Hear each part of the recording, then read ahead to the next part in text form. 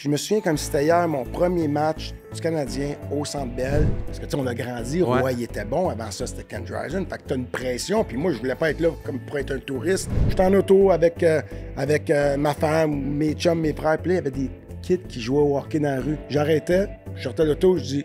C'est quelqu'un qui a besoin d'un goaler. Tu sais, ton match 7 que tu parles contre Boston, à Boston, que tout le monde t'a eu, pitch les canettes de coke, il est pas plus gros mentalement ou la préparation ou la pression que quand j'avais 9 ans puis je jouais au tournoi de dollars des Ormeaux.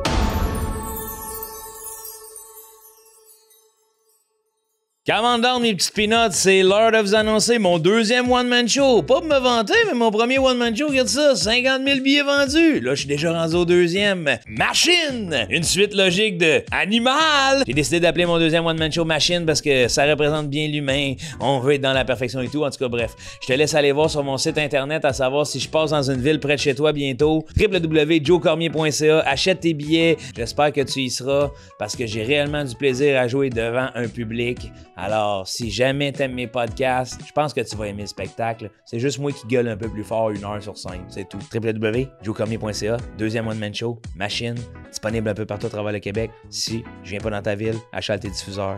Bon podcast. Salut Megan! Toi, comment tu vas, mon homme? Hey, le Canadien, ça va bien, là? Oui, ça va bien, je suis bien content. Là, t'es dans notre intro, là, on va te garder dans notre intro de Cœur de robot. J'ai assez hâte au frère Jack Aïe. Tenez-vous là pour dire. L'épisode avec en plus. Pardon? C'est l'épisode avec José Théodore en plus? Oui, ça va être celui-là. Ouais, c'est notre intro de José Théodore. J'adore José Théodore. José était super bon invité. On a aimé le jeu qu'il nous a donné. Cette belle rencontre. Les gars vont rester amis après le podcast. Oui, on a capoté. Qu'est-ce que t'as pensé de ces anecdotes? Je les ai trouvés très posés, très bien. De très bonnes anecdotes. Tu sais, faut pas oublier José, c'est un goaler. OK, merci Megan, on se rappelle. Ben, Bye. c'était Megan Brouillard, Megan Brouillard. qui présentait notre invité de cette semaine, Oui. nul autre que José! Théodore. Non, mais j'aimerais ça qu'on le fasse un peu comme... Ben, monsieur j'ai la- envie de plus que ça soit plus royal. Non, mais José Théodore! José Théodore. José Theodore. C'est un épisode plus court, vous remarquerez. Malheureusement. C'est parce que ce gars-là se déplace en avion privé. Fait qu'il est arrivé comme quand il est arrivé. Puis il y avait un autre enregistrement. Puis on a comme eu le temps qu'on a eu, mais... Moi, j'ai adoré ça qu'au début de l'épisode, tu dis merci d'avoir pris l'avion pour nous voir, puis il dit c'est vraiment juste pour vous autres. Ouais. J'ai adoré. Je pense que c'est pas nos noms. On a Je parlé. pense que c'est pas nos noms.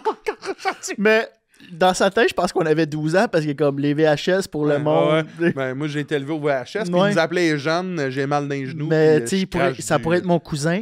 Mais bref, on a parlé de carburer au défi, de Ouais. l'anxiété de de performance. la pression d'être un joueur de hockey qui est aussi une superstar Ouais. en dehors de la glace. Ah, j'ai adoré cet épisode-là, puis je suis fan fini aussi. Là, fait que... C'est le fun parce que, tu sais, on tombe vite dans on des petits culs. là. Ouais. Il a raison, dans le fond, on est redevenu des petits culs dans... Ouais.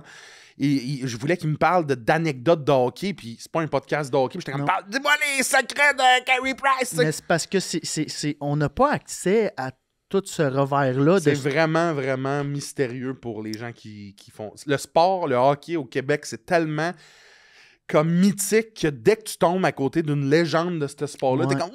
ça devient Ouais. ultra mystérieux. T'as l'impression d'ouvrir une cache au trésor. Là, tu sais. Ouais, alors que, tu sais, c'est un gars, on dirait qu'on pourrait être chum. Ben, tu sais, je pense que c'est ce qu'il a défendu tout le long de l'épisode, à quel point il était comme tout le monde. Puis on y croit, tu sais. Moi, je sais pas trop à quoi je m'attendais, mais de côtoyer quelqu'un qui s'achète un avion, là, j'étais comme, ça va être quoi les discussions? Il est sur la même planète? Puis ça reste un petit cul qui jouait au hockey dans la rue, puis que ça a fonctionné finalement. Ouais. là, tu sais. Croyant en vos rêves, mais je pense que c'est comme ça qu'il vit sa vie. Il vit sa vie comme un petit cul qui veut des nouveaux défis. Ouais. C'est ça qu'il fait. Puis il finit, tu sais, comme il y avait beaucoup de monde qui ont mis l'accent sur peut-être qu'il s'exprime mal. On a eu un bel entretien, puis il s'exprime super bien. Des fois, les mots, c'est pas les bons, mais placé dans une phrase, ça fait du sens finalement. Là, tu sais. Non, mais c'est ça pareil, tu sais. C'était vraiment un bel entretien. Je suis content d'avoir jasé avec José Théodore. Ouais. Mais c'était un très bel épisode. Merci de nous écouter. Bienvenue à Cœur de robot, Le seul podcast où on parle d'émotion, et de... technologie. Ouais, puis parenthèse, Commentez, likez, partagez. Merci de nous suivre sur les réseaux sociaux.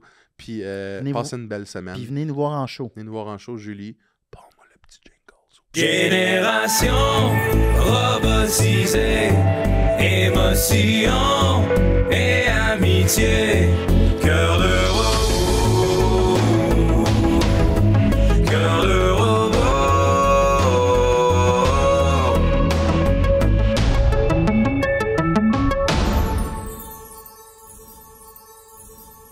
Son anecdote avec Carl Gill, là.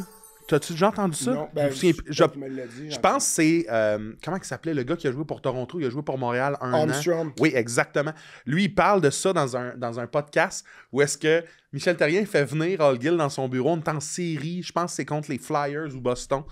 Puis, je l'ai déjà compté. Ouais, je sais pas si tu l'as déjà entendu, mais Hall Gill se fait coller dans le bureau de Michel Therrien. Puis Michel Therrien, Hall, il rentre, puis il voit Michel à terre, à côté du bureau, à genoux, puis je suis pas capable de rien faire, je suis pas capable de rien faire. Puis là, il est comme, ben, tu veux-tu que j'aille chercher, je vais aller chercher de l'aide, es-tu correct? Puis Michel se relève, fait, non, ce que je veux te dire, c'est que quand t'es couché à terre, là, tu peux rien faire. Joue debout.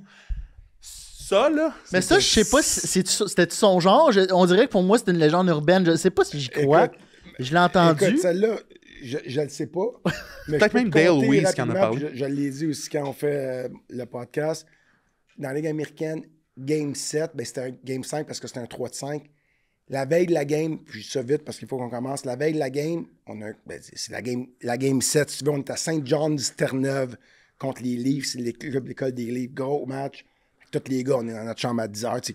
Sérieux. Vous dormez, vous êtes prêts? Mike Therrien, Jerry Fleming, l'assistant coach, Roland Mélenchon, ça va voir les games de la NHL dans un sports bar qui est bien normal. Pour manger des ailes, les autres, là. Il y a des gars de l'autre équipe qui sont là. Mais Therrien, l'autre match d'avant, il y a un joueur qui s'est fait crever un œil. Puis la rumeur, c'était que Therrien avait comme dit, ben, ça y apprendra. Mais le gars, il a perdu son œil. Mais Mike avait pas dit ça. Fait que les gars de l'autre équipe laissaient. Longue histoire courte, Mike sort, il y a des gars qui sautent leur curfew, c'est là, Lonnie Barnos, tous les gars. Puis là, ils attendent Mike. Il est 2h le matin ou 1h le matin, ils l'attendent. Ils sont 6. Ils crissent une volée. Hein? Nous autres, on ne sait pas. Une crisse, comme... Ah, Michel Therrien? Oui, il l'attendait, puis là, mon tabarnak, puis là, il le brasse. Là, le lendemain matin, nous autres, on n'a pas de pratique du matin, mais on a nos meetings qui commencent à 5h. Ouais. Là, pour dire son histoire de Hall Gill, ça se peut. Fait que là, on est là, on attend. Je dis, Chris, il est où le coach, tabarnak? On a une game, il est où le coach? Il est où le coach? Là, Mike rentre. Mais ça, il le dit dans le podcast, puis il en met. Il rentre là, la cravate défaite. Là, c'était comme, il rentre là, moitié comme la...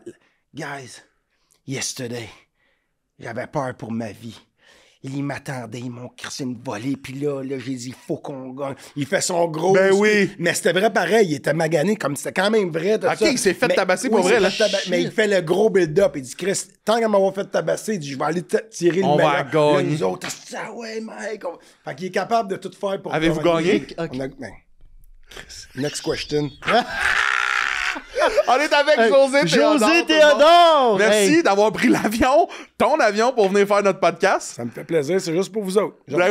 il y avait rien d'autre Ça a à l'air qu'il nous l'oreille. écoute puis il tripe sur Biz et Charles. Hey, moi, j'ai grandi en te regardant, là, fait que je suis vraiment content. Ben, merci de l'invitation, ça me fait plaisir. C'est le fun. C'est pour vraiment vrai, cool. C'est la première fois qu'on soit un joueur de hockey. Moi, je suis né l'année de ton repêchage. OK. Ça sert à quoi de dire ça? Ben, je me rajeunir, je sais pas. Ou vieillir, un ou l'autre. Ouais, mais j'ai l'air plus vieux que toi, je te le dis tout de suite. non, là. c'est pas vrai. Oui, c'est super vrai. Je te le donne, Ouais, quand donne-moi-les, même. donne-moi-les. Fait que t'es né en 94. Je suis né en 94. J'aimerais ça. Tu sais, je sais que tu fais beaucoup de podcasts où tu parles du moins beaucoup de hockey dans ta vie. Nous autres, on va en parler, mais je veux vraiment qu'on essaie de décortiquer c'est quoi qui se passe dans la tête d'un joueur de hockey. C'est quoi un joueur de hockey? C'est quoi la pression de tout ça? Toi, t'es probablement le premier joueur que j'ai entendu parler de hockey, c'est toi. C'est José Théodore, parce que dans les années où est-ce que t'étais comme pour le Canadien puis que t'étais le goaler, moi, tous mes amis, moi, je jouais pas au hockey, je connaissais pas ça, mais tous mes amis jouaient, puis moi, je suis José Théodore dans les rues, là. C'est comment d'être à une époque où est-ce qu'on n'a pas les réseaux sociaux, là, d'être une espèce de star pour les jeunes, que probablement, toi, t'as déjà eu cette vision-là par d'autres joueurs de hockey. C'est comment d'être ça? La réalité, c'est que, tu sais, des fois, tu peux être... le monde peut avoir une perception à l'œil public, mais tu sais, moi, j'étais tout le temps un kid. J'ai grandi, j'aime le hockey comme vous autres. Je savais que c'était ça que je voulais faire depuis que j'étais jeune. J'étais vraiment là, sérieux. La réalité, je me suis jamais pris au sérieux, malgré des fois le monde peut le penser, parce que ça va avec le personnage. À un moment donné, tu joues, t'es le numéro 1, mais jamais pris au sérieux. Fait que quand je suis arrivé pour le Canadien, c'était un peu comme, je me souviens comme si c'était hier, j'étais un fan de Patrick Roy. Ouais, J'avais exact. des billets de saison. J'étais là quand ils ont gagné la Coupe. J'étais là quand il y a eu les meurtres en 93, parce que je suivais ça, j'avais comme 15 ans, 16 ans. Fait que j'ai tout vu ça. Puis je me souviens comme si c'était hier, mon premier match du Canadien au Centre Bell. Puis là, tu vois ton chandail accroché, 60, Théodore. Puis là, tu regardes en haut tous les noms. Puis je te le dis, là, le feeling, c'était vraiment ça. Puis ça, c'est un feeling très clair dans ma tête. C'est comme, OK, là, c'est à mon tour. Parce que, tu sais, on a grandi, Roy, il était bon. Avant ça, c'était Ken Dryden. Fait que t'as une pression. Puis moi, je voulais pas être là comme pour être un touriste.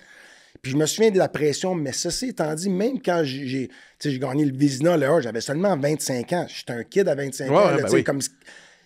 Fait que j'ai la tête d'un kid, malgré que je suis dans un monde d'adultes. Mais souvent, ça arrivait, je me promenais l'été, là. Puis ça, c'est arrivé plus qu'une fois. J'étais en auto avec ma femme, mes chums, mes frères. Puis là, il y avait des kids qui jouaient au hockey dans la rue. J'arrivais, puis je me souviens, je m'étais acheté une Porsche 911, que j'étais fier. Je promenais avec la Porsche, j'arrêtais, je sortais de l'auto, je dis, c'est quelqu'un qui a besoin d'un goaler. Là, le monde capotait, puis j'allais gauler pour un 10-15 minutes pour le faire. Puis là, je prenais les photos, je continuais. C'est arrivé au moins, comme je dis, peut-être 3-4 fois, mais ça arrivait souvent parce que je me disais, je donne un plaisir à un jeune que j'aurais tellement aimé avoir eu quand j'étais jeune. Toi, tu te voyais dans la place du kid. Je suis qui pour me prendre au sérieux? C'est comme la fameuse légende de Crosby qui arrive. Je pense que c'est au Québec. Il va pratiquer avec du monde à Tremblant. À Tremblant. Il a besoin de... Excusez. Mais t'as mis mode lune. Je suis mode lune, esti. Je suis mode lune, tabarnak. T'es une star. Je comprends pas pourquoi les gens me cherchent. Mais ouais, c'était... Non, fait que ça, c'était des choses que j'aimais faire. Puis tu sais, ça, petite anecdote rapide. Tu sais, Gilbert Delorme, qu'on entend, il est un peu partout à la radio. Le stade! Il restait à Saint-Bruno. Moi, j'étais un gars de Saint-Bruno. Il restait à l'autre rue. Puis moi, j'avais, tu sais, l'hiver, mon père, il nous donnait le privilège de patiner sur notre piscine creusée. On m'a gagné étoile parce que, whatever, mais on pouvait patiner.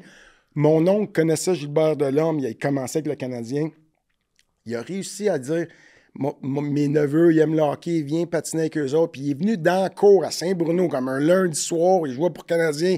Il est venu patiner avec nous autres, puis je me souviens comme c'était hier, quand on a gagné, il a pris comme on avait la pelle en aluminium pour pelleter la neige, puis c'était comme notre coupe cette année, j'ai comme 7 ans. Puis Gilbert, je le vois souvent, puis je l'ai vu par après, puis tout le temps, je dis ça, Gilbert, là, ça m'a tellement... J'ai tellement apprécié que j'essaie de redonner la même façon qu'il a fait, parce que je me souviens du feeling que moi j'avais. Fait que quand j'arrêtais avec les petits culs qui jouent au hockey, c'était quoi, là? J'arrivais, avez-vous besoin d'un goaler? Par le temps qu'ils réalisent, puis j'y allais, puis c'est arrivé souvent, même à un moment donné, je passe, il y avait un party de fête, j'avais arrêté dans la cour, le kid avait 12 ans, j'avais pris des photos, j'avais pris un morceau de gâteau, puis mais c'est pas tout le monde qui fait ça, ça a pris 30 minutes de mon temps. Mais c'est pas... Ça a fait... non, il y en a c'est pas tout le monde qui fait ça. Qui pognent la grosse tête aussi, puis qui ont peut-être pas justement eu un Gilbert qui arrive quand t'avais 7 ans, puis que ça t'a... C'est hot. Dis-moi un autre job que tu peux dire le mot « joue » avant. On joue au hockey. Tu peux pas dire « joue à être banquier »,« joue à être avocat ». On joue au hockey. Mais ceci dit, mettons, nous, dans nos jobs, on joue, tu sais. On cherche le rire, on cherche le jeu. Mais c'est dans la même essence, mais je suis d'accord avec toi que c'est un privilège incroyable. Je joue au hockey. Pense-y, là. On le fait pour le fun quand on aime ça, puis on est payé des millions par après si tu réussis, puis si tu mets l'effort. Mais c'est comme, il faut pas se prendre trop au sérieux non plus. Mais reste qu'à ta minute, là, faut pas se prendre trop au sérieux, mais t'arrives match 7 de série éliminatoire pour le Canadien de Montréal. Il faut un peu, il y a une partie de toi qui est comme, faut que je me prenne au sérieux, là. Non, je prends ma job puis le hockey au sérieux au plus haut point, mais envers les gens. Pas parce que je joue pour le Canadien que je fais de quoi de mieux que toi, là. Je joue au hockey. Non. Mais tout ça pour dire, puis ça, je le répète aux gens, puis c'est vrai. Tu sais, ton match 7 que tu parles contre Boston, à Boston, que tout le monde t'a eu, pitch des canettes de coke, il n'est pas plus gros mentalement ou la préparation ou la pression que quand j'avais 9 ans puis je jouais au tournoi de dollars des Ormeaux, puis la finale était télévisée à télé locale. Pour un petit gars de 9 ans, la pression est... C'est la même chose. Tu apprends tout le temps et là, tu pars avec cette pression-là. Le midget 3, whoop, il y a 2-3 000. Junior majeur, équipe Canada junior à 19 ans, tu gagnes la médaille d'or, plus le stage est plus gros. Mais ta préparation, puis la pression, comme moi, ma pression de... Un petit gars de 9 ans, là, quand je me souviens, novice 2A, la game passe à la télé, il y a 300 personnes. je suis aussi nerveux dans ma tête de petit cul que le match contre Boston. Fait que c'est toute une progression que tu apprends comment dealer avec. C'est pour ça que je dis quelqu'un qui est bon sous pression, tu n'apprends pas ça du jour au lendemain. Tu étais bon sous pression à 7 ans, puis c'est un build-up, puis tu apprends, puis c'est ça. Tu as fait tes classes, tu as monté les marches une par pas une. le choix. Dans le sens, As-tu c'est toujours ça qui été est bon sous pression? Oui, j'ose croire que oui. Là, si je me souviens. Puis Ouais, tu carbures à ça. Là. je carbure à ça. Pour moi, là, toute ta c'était carrière, t'as trippé là-dessus. Là. toujours. Puis un de mes modèles, quand j'étais jeune, c'est un gars comme Patrick Roy, parce qu'il était cocky. Ouais. Mais quand il disait de quoi, il livrait la marchandise. Ouais. Fait que moi, je me disais tout le temps, tu peux être cocky, livre la marchandise. Puis souvent, je me permettais d'être cocky, même si dans ma tête, peut-être mon niveau de confiance n'était pas là, parce que je me disais, plus que, exactement, puis plus que tu te mets une pression, t'as comme pas le choix de performer. Fait que j'allais au bat, puis je disais, au pire, allez, si ça passe, ils vont dire, il l'a collé. Puis si ça passe pas, ben OK, ça n'a pas passé. Mais j'aimais mieux prendre la chance. Je trouvais le reward, il était plus gros, comme match 7 contre Boston en 2004. On s'en va à Boston, puis Pierre Dagenet a compté l'histoire souvent, puis on marche, moi, Dagenet, Ribeiro, les fameux 3 amigos que le monde aime dire. On marche, puis là, on s'en va. On partait de l'hôtel, on prenait pas le team bus parce que j'avais le goût de me faire insulter pour me rendre au match, pour me motiver. Wow! J'ai dit, on va marcher dans le monde, puis tu sais, le monde, ils savent mon équipe parce qu'à Boston, ils sont fans. Ouais, ils savent, là. Je prends mon café, il fait beau, une belle journée, game 7, je marche. Puis là, le monde de Boston, je sais pas pour te dire, c'est pas les plus polis, là. Non. Fait que là, ça commence. Ceci dit, Montréal, on doit pas être les plus polis non plus. Non, mais si tu dis juste de quoi en français, l'anglophone ne le sait pas. Ouais. À Boston, ça venait de toi et langue. Ouais. Fait que là, Théodore, là, ça me disait, moi, j'aimais ça, ça me motivait avant le game. Puis là, je me sentais bien parce que, tu sais, Dagenet, il est 6-3. Moi, puis Mike Ribeiro, au esprit, on pèse 200 livres mouillés à deux, mais j'avais Dagenet. Fait que, tu sais, je pouvais me permettre d'être cocky. Vous allez voir, fuck you, c'est beau. Là, j'arrive, je me motivais, puis j'ai dit à Dagenet, puis il dit, j'ai dit, à soir, Dage, ça va être un shutout à soir. Puis c'est game 7 à Boston. J'ai dit, à soir, c'est un shutout. J'ai dit, OK, ben, c'est beau. On gagne la game 2-0. Mais c'était plus, tu te crées une pression, tu te crées un scénario que si tu le dis, tu le vois, ça peut arriver. Puis pendant la game, je me souviens, c'était 0-0 après 2 périodes. Puis dans ma tête, je disais, je l'ai collé. Fait que c'est comme, c'est une manière pour moi de dealer. Tu sais, j'essaie de m'enlever de la pression en me rajoutant de la pression, si ça fait du sens, là. Ouais, mais hey, je trouve ça incroyable. Mais quand tu visionnes, c'est quoi le terme que je cherche? Visualise. Quand tu visualises. Hey, c'est rare qu'un joueur de hockey peut reprendre quelque Non, chose. ouais, mais là, j'ai fait un AVC là, mais. J'en fais souvent, moi aussi. Quand tu visualises, moi, j'y crois beaucoup, là. Fait que t'étais. Mais c'est qui? Je pense que c'est Max Talbot qui disait que Crosby il avait déjà dit « À soir, j'ai 87 dans la tête. » Puis le numéro de Talbot que je me rappelle plus là, tout d'un coup. Puis il est comme... Moi non plus. Puis il est comme... J'ai vu ça, j'ai tanké, puis c'était ça le prix. À soir, j'ai vu ça, j'ai l'impression qu'il va se passer de quoi. Puis ils ont scoré un assist, puis l'autre a scoré en faisant ça. Tu sais. Mais ça va à l'inverse aussi, là. Je peux te dire, des fois, tu sais, on contrôle pas nos pensées. Hein, on s'entend, on veut être positif, mais des fois... Vous êtes humain, là? Tu contrôles pas ta pensée. Il y a de quoi de négatif qui se passe. C'est arrivé, je vais te dire plus qu'une fois, mais je me rappelle une fois, il reste une seconde ou 1,7 secondes. Le face-off, on est à Montréal, il est à ma droite. Fait que là, OK, parfait. Je dis, OK, la période est finie, tout ça. Je sais pas pourquoi, j'ai eu comme un thinking que j'aime pas avoir, mais c'est arrivé. Je dis, OK, mais si on perd le face-off, shot de la pointe, voilée, je vois pas, ils ont le temps. Mais tabarnak, perd le face-off, shot, ça score, je dis... Je peux pas croire que je l'ai vu venir comme ça. Puis je te le dis, là... Pensais-tu que tu l'avais collé à l'univers à ce moment-là? T'étais-tu comme en fuck? Je peux juste te dire de quoi, puis c'est pas un bon feeling, parce que des fois, ça arrive que tu reprends l'autre chose, je dis, enlève ça de ta tête, enlève ça. Mais des fois, ça va des deux côtés. Tu vois le positif, tu te vois faire l'arrêt incroyable, mais des fois, là, tu y penses pas, mais là, tu te vois donner un esprit de chaudron de la ligne rouge. Là, tu enlèves ça de ta tête, mais c'est la réalité d'être joueur de hockey. Tu contrôles pas tout, puis là, c'est là que tu trouves des petits trucs pour... mettre ça de côté, puis des legs ça. Mais comment vous gérez cette pression-là? Ouais, parce que ce que je trouve fascinant, moi, je me suis longtemps intéressé au hockey, un peu moins dernièrement, mais mettons, 2005 à 2015, j'étais le plus débile les stats des joueurs de Finlande, je connais. Puis, ça me fascine parce que autant vous êtes dans la performance de entraînez-vous, l'entraînement, ça c'est important, que autant vous êtes dans la visualisation puis la préparation mentale. J'ai l'impression que c'est deux choses qui sont difficiles à aller ensemble, puis que là, dans le hockey, c'est comme... Toi, en tant que gardien de but, quand on te disait « prépare-toi mentalement pour un match », ça veut dire quoi? Ben... Je comprends s'entraîner, là, mais je comprends pas mentalement. Ben, quelqu'un qui me dit ça veut rien dire parce que c'est pas lui qui goal. Là. Je vais me préparer à ma façon, mais tu sais, je comprends. Un coach des goalers, là. J'apprécie le conseil qu'il veut me donner, mais en bout de ligne, c'est comme je te le temps. Tu sais, quand t'es là, t'es quand même tout seul, sur la glace devant 20 000 personnes. Mais moi, comment que je le voyais, c'était un peu comme quand tu te prépares pour un combat de boxe. Supposons pas que je suis boxeur, mais tu sais, je le voyais comme ça. C'est comme pour t'enlever de la pression. Parce que la pression est tellement grande, tu trouves des trucs pour te faire accroire que la pression est moins grande. Okay. Parce que si tu t'assises, tu dis, bon, OK, si je suis pas bon à soir puis on perd à cause de moi, je vais me faire huer, je vais être sur front page, tout le monde va m'aider. Si tu dis ça, oublie ça, t'es mort. Ouais. Fait que qu'est-ce que je fais, c'est comme, OK, si je pratique, puis je fais toutes mes... Tu sais, je pratique avec la drive, puis je me prépare bien, puis je fais attention à mon alimentation, puis je fais ci, puis je fais ma petite routine, parce qu'on a toute une routine. Le monde va dire superstition. Moi, j'aime mieux dire le mot routine. Supposons, OK, parfait, j'ai fait ma routine, j'ai mangé mes pâtes, tout ça. Fait que là, tu te dis, OK, j'ai tout fait by the book, ça va bien aller. Ouais. Ça va bien aller, j'ai tout fait. Tu peux pas rien faire de plus que ça. De plus, anyway. Tu as été préparé, fait que ça t'enlève déjà une pression. Tu dis, ça va bien aller, j'ai tout fait. Puis là, tu te dis, puis dans mon cas, c'était vraiment ça que je pensais. Si je fais tout by the book, je pratique, je pratique, je regarde les vidéos contre qui je joue, je fais attention à mon alimentation, je fais ma routine, je me dis, si je fais tout, bien, ça va bien aller. Puis quand je fais tout, je suis dominant. Ouais. Fait que tu te crées. Fait que là, tu te mets une confiance que tu vas dominer. Fait que là, tu te crois, puis c'est comme ça. Fait que tu fais tout ce que tu as à faire pour t'enlever de la pression parce que tu dis, OK, j'ai tout fait, ça peut pas mal aller. Parce que moi, dans ma tête, si tu t'assois sur ton dossier, là, puis t'es comme, OK, il va y avoir un shot, OK, je le bloque, OK, il va. Tu sais, on dirait que dans ma tête, c'était comme si tu te faisais un film du match dans ta tête avant la visualisation. Il y en a peut-être qui font ça. Sûrement, tu sais, j'ai vu, je pense, des joueurs qui allaient comme faire des... Oui, non, ça l'arrive, mais comme je dis, tu sais, la préparation d'un match, là, si tu joues un match, je sais pas, un vendredi soir, exemple, c'est là que c'est très lourd. Je parle gardien de but, puis je parle de mon expérience. Peut-être que c'est pas de même pour tout le monde, là. Tu sais, tu joues un match le vendredi, ben, tu commences à te préparer puis à être stressé le mercredi.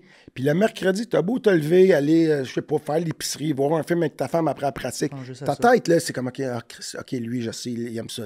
Fait que ta tête, tu sais, c'est très drainant. Puis c'est pas quelque chose de le fun, pour être honnête. C'est pas le fun, là. T'es au cinéma, tu veux regarder un film pour relaxer. À 7 heures, ta tête est là, OK, lui, il backdoor, il va être là, OK, mais je peux pas donner un mauvais gars. Puis c'est tout le temps non-stop. Tu y penses non-stop. Là, tu dis, OK, son père, on fait pas une série. C'est une réalité, mais ça vient avec le... Ça vient le privilège de faire ce sport-là. J'imagine que toi, c'était encore plus intense parce que t'es le goaler. T'as une pression... Tu sais, ben c'est plus grand parce que si tu fuck le chien... t'es pas le troisième défenseur que... mais on dit que les goalers, vous êtes comme une classe à part. Vous êtes des bébites en tant qu'humains. Genre, vous êtes... Qu'est-ce que tu penses que ça veut dire, ça? Qu'est-ce qui fait que... Ben écoute, il faut être un peu fou là, pour avoir des shots à 100 000 à l'heure qui te frappent dans la face. Puis si tu fais une erreur, tout le monde te blâme du doigt. Fait qu'on part avec ça. Mais un coup que tu comprends que, OK, c'est correct. Ouais. Un coup que tu dis, OK, c'est bon. Un coup que tu as tassé ça, là. Peut-être différent.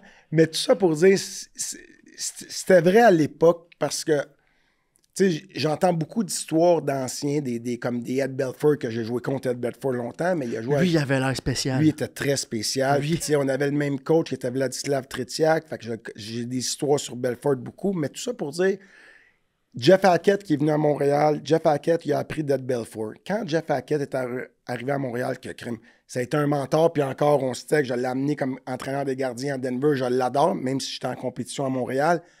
Lui, je le voyais aller là, avant les matchs, ça me rendait fou dans le sens que c'est superstition, puis ci, puis là. Il parlait pas le jour d'un match du matin au morning skate, qui est la pratique du matin.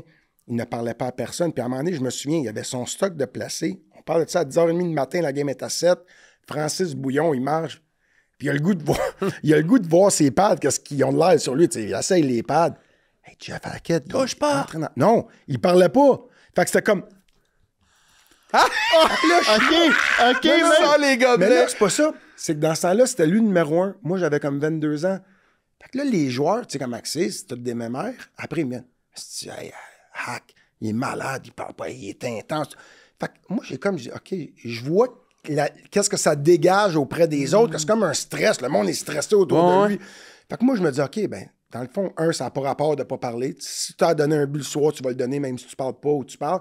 Fait que moi, je me suis tout le temps dit, je vais être comme super relax pour donner confiance aux gars. Fait que souvent, le mot que j'avais de mes coéquipiers, c'était comme, ah, Théo, C'est un des seuls goalers qui est normal. Il parle avant un game. Parce que j'avais vu l'inverse. Je me disais, je veux donner confiance aux gars en disant, je suis en haut de mes affaires. Comme, tu sais, je suis nerveux, mais on peut niaiser pareil. Mais tu vois, mais c'est bright. T'avais cette intelligence émotive-là de saisir ce que c'est. Les autres joueurs, parce qu'ils venaient tous me voir. C'est comme moi, je faisais rien. Puis là, fucking, hey, lui. Fait que là, quand je voyais bien que ça l'affectait. Le mental, ouais. Ça affectait le mental ou ça te dérangeait ou whatever, je sais pas. Je me disais, OK, mais dans le fond, pas besoin de ça. Là, moi, j'ai déjà entendu une histoire, puis ça, c'est true story. Ed Belfour, après un match, 2 heures de temps, il aiguise ses patins, il les remet, après un match. Le monde est parti, il est comme 11 heures.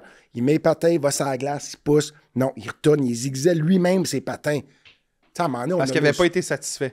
Pas satisfait, il voulait. Fait que, à un moment donné, il y a des. Mais plus ça va, je pense, plus que la légende des gardiens de but qui sont des bébites ils ont peut-être moins commence à partir un peu. On voit un comme Marc-André Fleury. Ouais. Tu sais, je veux dire, Marc-André, carrière incroyable, dans légendaire. J'ai pas dit ça, excuse. Il rit tout le temps. Ouais, c'est vrai. Tout le temps de bonne humeur. C'est comme, tu sais, c'est une des plus. Mais lui c'était pareil. Il s'amusait. Martin Brodeur, c'est la même chose. Lui, un match, c'était comme gauler un match dans la rue. Il niaisait avec les gars. Fait que quand j'ai tout côtoyé ça, j'ai dit, OK, c'est plus le modèle que je veux être, c'est donner confiance aux gars en montrant que je suis pas stressé avec la situation malgré le fait que je l'étais. Mais vas-y. Je veux juste retourner vite fait là, à ta jeunesse où, tu sais, moi, j'ai joué au hockey, moi, je voulais être un scoreur, j'ai joué avant, mais goaler, mettons, tu pars goaler, il y a déjà moins de place, tu veux faire le show, là. Il y a 2 goalers par équipe, tandis que si t'es avant aux défenses, t'as 3 lignes par équipe. T'as-tu pensé à ça quand t'étais jeune? De, hey, moi, je me rends. Non, j'ai pas pensé à ça, pour être honnête, là. Moi, j'ai 4 frères plus vieux. Puis, tu sais, j'étais tout le temps compétitif. Tu sais, le plus jeune, tu veux jouer avec les plus grands. Pour jouer avec les plus grands, si tu fais pas la job, ils vont se dire, va-t'en. Fait que, tu sais, déjà là, quand tu joues avec du monde 2, 3, 4 ans de plus, puis je jouais comme joueur d'avant, comme tout le monde, mais quand on jouait au hockey dans la rue, besoin d'un goaler, il me mettait dans le net, puis c'était des slap shots, puis les bleus, j'ai des cicatrices partout. Puis à un moment donné, justement ça, c'est comme un de mes frères, il dit, crime, il dit, t'es dans la rue, là, il dit, t'es bon. Puis tu sais, je jouais au hockey comme joueur d'avant, fait que je patinais, puis tout. Il dit, t'es bon, tu devrais essayer de goaler. 10-12 ans, genre? 10-12 ans, 4-5 ans. Et ouais, non, c'est jeune comme ça. Fait que là, 4 ans, quand tu commences à patiner, je jouais comme joueur. Là, 4 ans, je goal mon premier match. Mais moi, j'attrape la main droite. Je suis comme gaucher, ils appellent ça droitier, mais j'attrape la mauvaise main pour le monde normal. Moi aussi. Ben, toi aussi, t'es comme moi. On attrape la main. On moi puis les Josons, on est comme... Fait que tout ça pour dire, le premier match, je loue l'équipement, il y avait juste des mitaines de l'autre côté. Je pense que j'ai donné comme 15 buts, mais c'est sûr, c'est pas de mon côté. Fait que là, ben, je dis, OK, mais finalement, Chris, c'est pas ma position. Ouais. Mais là, le coach, à un moment donné, il dit, ouais, mais tu t'attrapes de quelle main? Mais je suis allé, il dit, ouais, mais là, t'avais l'autre mythe. Là, il m'a donné l'autre main. Puis là, c'est là que ça a parti. Puis, tu sais, t'as un niveau mon niveau de compétition, c'était tout le temps extrêmement compétitif. J'étais encore comme ça aujourd'hui. Puis là, j'ai vu assez jeune que j'étais quand même dominant, comme je te parle de ça. Là, tu vas me dire, OK, 4-5 ans ou 6 ans dominant, mais je le voyais quand même dans ma tête. Tu le sentais à 4-5 ans. Je suis dominant. Je voyais que, tu sais, comme j'avais du succès. Je connaissais pas tout le monde, mais je voyais que, tu sais, quand tu vas dans un tournoi puis ils donnent un joueur du match, j'avais souvent... Fait que là, ça me donnait une motivation, mais j'ai réalisé assez vite que c'est ça que je voulais faire. C'était ça mon moyen d'avoir du succès dans la vie, d'avoir tout. Puis, tu sais, c'était plus, comme je te dis, oui, j'aimais le hockey, mais c'était plus... Je voulais tellement réussir dans quelque chose puis être dominant dans n'importe quoi, que ça soit comme... Ça aurait pu être complètement... Ça aurait pu être pilote d'avion, comme on parlait, n'importe quoi, mais je voyais que ça, c'était comme mon véhicule pour faire quelque chose d'exceptionnel. Fait que je me rappelle, à 8, 9, 10 ans, c'était très clair dans ma tête que c'était ça. Puis il y avait... Tu sais, c'était tout le temps... Mon trajet a été tracé dans ma tête très tôt. Puis j'avais tout mon plan de match. Puis j'ai pas trop bifurqué. Mais tu sais, dans le plan de match, ça fait partie de... Tu sais, moi, j'ai jamais eu comme... Ah, j'aimerais ça être avec les gars en fin de semaine. Je faisais du skateboard tout ça, mais faire du skateboard, on va prendre la bière au parc, on va fumer un joint. C'était jamais ça, c'était tout le temps hockey, école d'hockey, dominé. Fait que j'étais tout le temps en mission parce que je voyais que c'était ça pour moi, ma destinée. Puis t'as jamais forcé ça, ça a toujours été ça. Jamais forcé, puis mes parents n'ont pas forcé, puis c'était tout le temps. Puis je l'ai toujours approché, puis ça, c'est un peu comme contradictoire, mais je l'ai toujours approché comme une job, même quand j'avais 12, 13, 14 ans. J'allais à une école C'est de hockey fou, de Trétiac, raide, right? Ouais. Puis ça coûtait je sais pas combien à mon père. Mon père me disait tout le temps, il disait, si tu y vas puis tu te donnes à 100%, tu veux y aller une semaine ou 2 semaines, je vais te payer, mais tu sais... C'était vaillant, donne-toi. là. J'aimais pas ça, l'école. C'était plate. T'avais envie de drive. Mais je me disais, je vais là, il faut que je fasse ça, il faut que je me donne à 100%, puis c'est ça qui va m'amener au prochain niveau. Pas que j'aimais ça, mais c'était une job. Fait que j'allais puncher in, mais je me donnais à 100%. Puis tout le temps, puis j'avais tout le temps mes buts de CDA, puis Hey, c'était tout t'étais le temps Puis tu ça. discipliné savais à à cet cet âge-là âge-là, que ça, je me fais chier, là, mais dans 10 ans, je vais avoir du fun en Ben, cause. c'est parce que Tu voyais l'investissement c'est déjà. pas vrai que c'est le fun quand tu vas te faire un cours, whatever, 5 fois au tour, Ouais. puis tu sais, comme, c'est pas le fun, puis fais des lancers, mais j'étais tellement comme compétitif que je voulais le faire, que je me disais, je sais que ça me prend ça pour m'améliorer. Puis d'ailleurs, cette valeur, comme je l'ai pas sur YouTube, je l'ai pris sur une vieille cassette VHS pour les plus vieux qui savent c'est quoi. À l'école de Trétiac, j'ai 13 ans, puis ils font un reportage sur Trétiac. Puis ils disent, puis là, tu sais, il y a beaucoup de... Martin Brodeur, il allait aussi à cette école-là, puis tu sais, il y avait beaucoup de monde, puis ils font un reportage, puis ils disent, OK, ici, avec son interprète, il parle pas anglais, il dit, y a-tu quelqu'un qu'on devrait regarder qui peut avoir une carrière? J'ai 13 ans, puis Trétiac, il dit, il y a un nom à retenir, puis il dit Théodore, puis si, puis je fais ma première entrevue à télé, puis là, je pars, puis tu sais, je suis comme, OK, ils veulent me parler, puis ci, puis ça. Puis c'était dans le temps que Lindros avait refusé d'aller à Québec, Ouais. en 94. Puis là, moi, j'ai même dit, je dis, n'importe où, je dis, même pour les Nordiques, j'ai dit ça, c'est un kid de 13 ans. Fait que je dis, n'importe où, je veux jouer, mais c'est quand même, Trétiac l'a vu. Puis si tu fast forward en 2002, c'est Trétiac qui m'a donné le trophée Vizina sur le stage. Quand ils ont annoncé, c'était Trétiac qui disait le gagnant, c'était Trétiac. Fait que c'était vraiment un beau, comme une belle Un boucle, wraparound. si tu veux, un Hey, wraparound. c'est fou, Fait que raide, c'est ça. fou. Fait que tu sais, tout ça pour dire, de plus jeune, je savais que tu sais, j'avais une chance de Oui, mais faire c'est de hot quoi. à cet âge-là d'être. Hey, moi, à cet âge-là, je me rendrais des Legos dans le T'sais- trou de cul. Là. Bon. J'étais pas là. Ouais, mais moi aussi, je faisais ça. Mais tes parents, étaient-tu disciplinés? Ils t'ont-tu inculqué ça jeune? Je veux dire, crime, 12 ans, discipliné de même. Non, C'est pour hot, vrai, là. mes parents, au contraire, c'est comme, ils m'ont tout le temps donné la liberté, mais ils m'ont tout le temps dit, si tu fais de quoi, tu le fais à fond, puis tu le fais le mieux que tu peux. Va chercher du succès, Mais ouais. tu sais, comme je vous expliquais avant, tu sais, c'est un peu mental, mon affaire. Je dis ça vraiment comme lousse, là, dans le sens que, tu sais, c'est comme, je me crée des défis avec pas grand-chose. Puis je fais une anecdote que j'ai faite, c'est arrivé la semaine passée. Ma femme, elle me donne la liste d'épicerie, elle est acheter ça. Je vais à l'épicerie, puis là, je trouve pas toutes les affaires. C'est pas là. Je vois quelqu'un qui travaille là. Je dis, OK, je vais lui demander c'est où, ça va aller plus vite. Mais là, ma tête, elle dit, c'est pas vrai que je vais demander à quelqu'un, je vais m'arranger tout seul. Et là, ça m'a pris 1h30. J'ai fait... Je refusais de gars en demander à sueur, quelqu'un. le gars en J'étais sueur arrivé au chez IGA. nous. Ma femme, elle Va trouver arrive... sa Non, ma kiwi. femme, elle me dit, coudon, elle dit, c'était donc bien long. Je dis, ta pâte à pizza, je savais pas qu'il l'avait mis avec le pain là-bas. Je dis, ça m'a pris 20... Mais tu sais, je me donne des défis. Je voulais pas le demander à Mais tu personne. performes au défi. Fait que c'est comme, puis je m'amuse avec pas grand-chose. Tu sais, Chez nous, je suis pareil. Des fois, je fais de quoi de ça. Ma femme me dit, qu'est-ce que tu fais là? Je dis, ben là, je suis posé... Fait que, tu sais, c'est comme... Hey, toi, c'est lancer dans une ma boule de nature. papier, là, jeter une boule de papier dans le recyclage, ça doit te prendre une journée, ça, de m'a lancé ça du deuxième Ah, étage. j'en là, fais des niaiseries de même, pour vrai, là. J'en fais. Fait que ça, pour dire, tu sais, c'était comme ça avec beaucoup de choses. Ouais. Fait que personne n'est obligé de me forcer, mais c'est juste quand je fais de quoi, je veux le faire à mon mieux. puis je veux carbure au performer. Mais en étant ça, là, tu sais, rapidement professionnel, tu sais que c'est ça, c'est une job, tu y vas, ça fonctionne, t'es drafté, tu joues, t'as des bons mentors, tu perces, tu es premier goaler, ça fonctionne, mais là, vient avec ça, j'ai envie de dire, le dommage collatéral de la popularité, là. Tu es au Québec, au Canada, un icône, une star, probablement une des premières personnalités publiques fois 1000, là, tu sais. Au Québec, tu vis ça comment à genre 25 ans?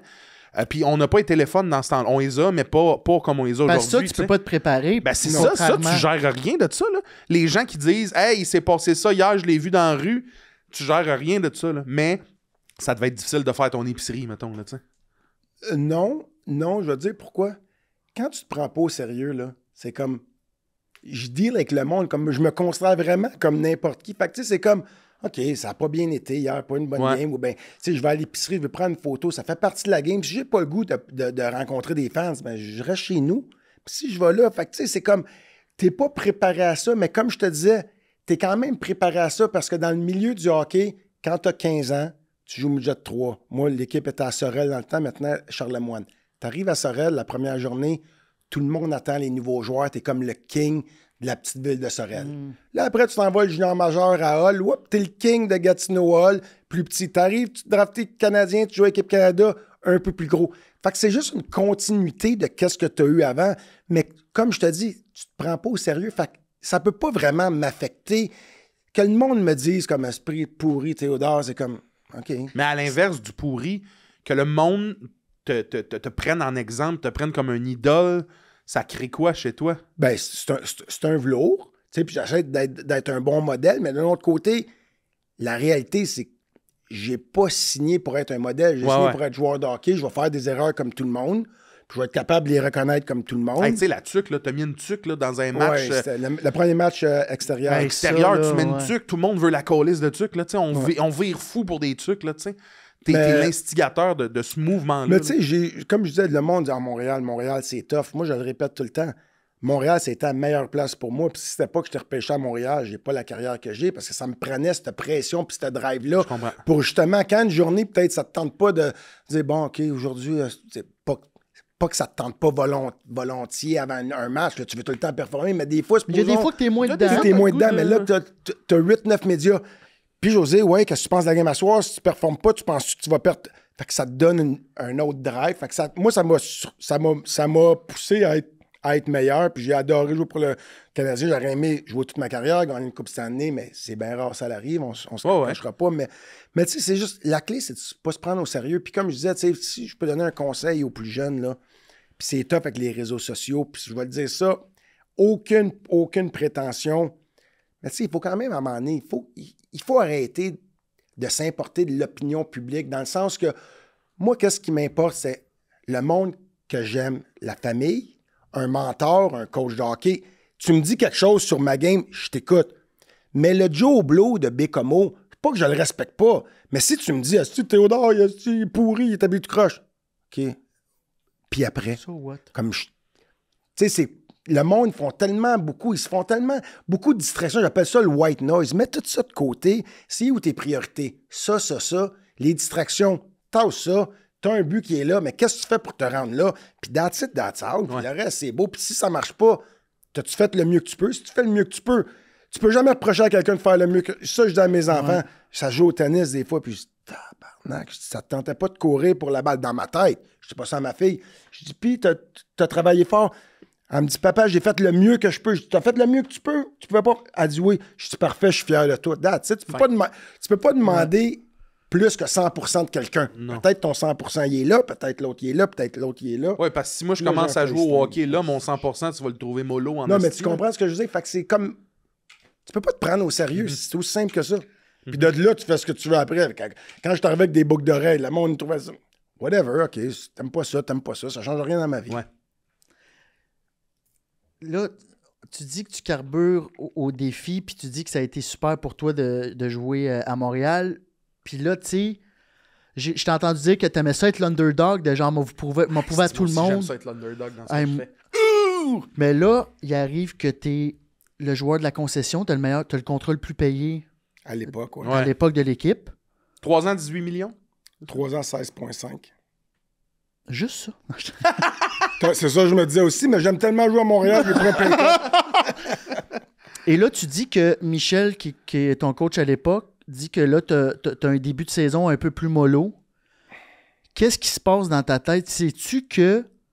Puis je pense que c'est normal chez l'humain qu'à un moment donné, quand t'es rendu, y a-tu quelque chose qui drop? T'es-tu plus...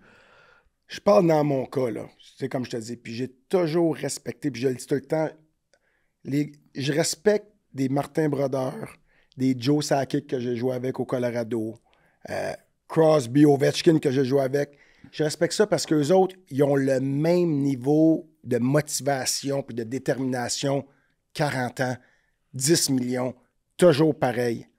Moi, dans mon cas, depuis que j'étais jeune, puis ça a été comme ça pour tout ce que je faisais, c'est comme, je me mets un but, je vais être le meilleur au monde, mais un coup que tu l'accomplis, then what? À 25 ans, MVP, ça le dit, t'es le meilleur, ben, most valuable player de la ligue, meilleur le plus goaler. important. Fait que c'est un peu comme, OK, depuis que j'ai 9 ans, je travaille pour ça, mais là, OK, j'étais comme prêt à dire, ben OK, c'est quoi le prochain défi? On joue au baseball.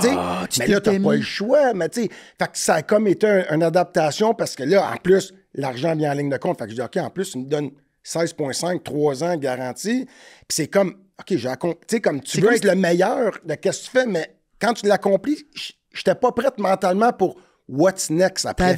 T'avais fini ta bucket list de ta carrière. C'est ça. Fait que c'est comme je dis, OK. Parce que toi, t'avais pas prévu de rester ça. Dans le sens où, Ben, une fois que tu l'atteins, non, mais maintenir. J'avais prévu de l'atteindre, mais j'ai pas prévu de dire, OK, mais après, tu peux le dire que tu veux le gagner 4 fois. Moi, dans ma tête, tu te rends là.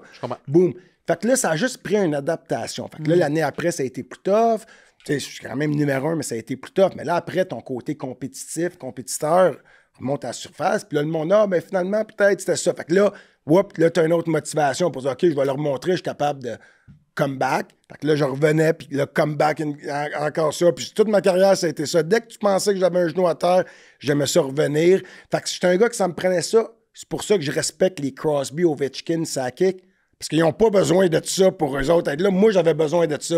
Puis c'est comme, écoute, j'aurais aimé ça pas avoir besoin de ça, mais comme... Tu penses-tu que c'était de l'auto-sabotage un peu? De retomber un peu underdog pour faire « I'll be back » ? Ben, je pense peut-être, c'est que j'aime les challenges, les défis. Puis tu sais, des fois, quand tu l'as pas, tu t'en crées un, peut-être indirectement. Fait que ça se peut. Tu crées des défis. Ça se peut, mais tu sais, d'un autre côté, comme j'aimais les défis, là, tu sais, je veux pas élaborer nécessairement trop longtemps là-dessus, mais tu sais, en 2003, je suis goaler numéro 1, tout ça, puis tu sais, je parlais de mes frères, ma famille, mes oncles, tout le monde se fait arrêter pour des affaires qu'ils faisaient, whatever. Moi, je suis pas là-dedans, mais ça se fait. Là, ça parle dans les médias. Il faut qu'on se débarrasse de Théodore. Distraction, puis ça, c'est pendant l'été. Distraction. Les caméras sont cachées chez nous, les postes de télé, puis là. J'aurais pu dire à mon agent, écoute, sors-moi de Montréal. Moi, au contraire, je dis, c'est OK, parfait, c'est ça que je voulais. Je dis, OK, là, tout le monde pense que je vais être fini. Là, j'ai pas parlé à personne, je me suis entraîné comme un fou. J'ai fait ma première interview au tournoi de golf du Canadien. Puis si on retourne à c'était tout prévu. J'avais mon petit kit de prévu pour un peu créer un peu en voulant dire je suis prêt. Mais là, il fallait que je lie la marchandise. Ouais. Parce que là, le monde était prêt à ou me huer ou m'échanger les médias. Je suis arrivé, j'ai un gros début de saison. On a battu Boston, ça a été oublié. Puis j'ai reçu un autre contrat de 3 ans, 16 millions. Ça me prenait comme... C'était un challenge ça, pour moi. Fait que, puis les gens, ils ont arrêté de chialer. Montréal, la plus belle affaire, c'est comme, je dis tout le temps, au hockey, là, tu peux faire n'importe quoi off the ice. N'importe quoi, que le monde va tailler, vont dire pourri. T'arrives à un match, si t'as un jeu blanc puis tu gagnes, le monde capote parce qu'on est fan du Canadien. Puis une anecdote rapide, quand ça allait pas bien, l'année que j'ai été échangé, là, ça allait pas bien. Puis là, tu sais, les médias, tout le monde était sur mon dos, puis je performais pas. Tu sais, c'était beaucoup, là. Puis j'essayais de m'en sortir, mais ça marche pas toujours. Puis je me souviens, René Angélil m'appelle, parce que je le côtoyais quand même souvent pour le golf. Puis il me dit, écoute, champion, il dit, tu fais... Ouais, c'est ça qu'il dit. Il dit, tu devrais faire une entrevue. Il dit, je vais te céder ça, je vais m'arranger de tout ça avec un tel. Parle de ta situation, parce que là, si, puis le monde veut t'entendre, puis non. Puis j'avais dit mot pour mot. Je dis, écoute, René, je dis, le hockey, c'est pas comme chanter. Je dis, Céline, quand elle fait un show, le monde paye, ils sont vendus d'avance. Même si elle chante mal, le monde sont quand même là pour l'ovationner. Je dis, au hockey, c'est pas compliqué. Le monde qui m'aime pas, si j'arrête toute l'époque, ils vont m'aimer. Puis le monde qui m'aime, si j'arrête rien, ils m'aimeront plus. Fait que je dis, là, OK, que je fasse l'interview, que je dis toutes les bonnes choses. Ils vont dire, OK, on vote pour Théo. Le lendemain, si je goal puis j'arrête rien. Le monde, c'est comment ça switch. Le hockey, c'est performance soir après soir. Parce que supposons tout, t'aimes Price ou t'aimes Alak ou whatever. Mais quand t'arrives là-bas, si le gars que t'aimes pas, il goal sa tête, t'es quand même content intérieurement. Tu vas dire à ton chum, il est moins bon. Mais t'es content. Price, Alak, mais il nous a rendu en finale. C'est juste les performances. Fait que j'ai beau dire ce que je veux, j'ai beau faire ce que je veux. Si tu performes, tu fais ce que... Regarde les joueurs de la NBA, de la NFL, là. Ils en font des niaiseries, eux autres, dans la vie, là. Ouais. Ils en font en esti des niaiseries. S'ils arrivent et ils font des affaires, le monde, toi, t'es un fan du Canadien, je vois ta casquette. Le gars que t'as le plus, s'il fait de quoi que t'aimes pas, tout dépendant là, à un certain extrême, mais comme t'aimes... S'il s'en va puis il fait gagner ton club, quelque part, t'es content. On a gagné, Canadien. Hey, mais moi, j'ai oublié rapidement, là, quand on est rentré dans les playoffs, que l'année, là, il faisait plus rien. Moi, j'avais oublié que c'était aussi grâce à lui si on était là. C'est ça, ouais. J'avais oublié ça super rapidement, mais... En terminant, parce que là, le temps file, j'aimerais juste ça que tu me parles de toute ta carrière. Tu as mis beaucoup de valeur dans la pression, la performance, les défis. Quand le hockey arrête, t'as retrouves où ta valeur, toi, personne? Y a-tu un gros deuil pour toi à faire quand c'est terminé, ce que tu sais le plus faire?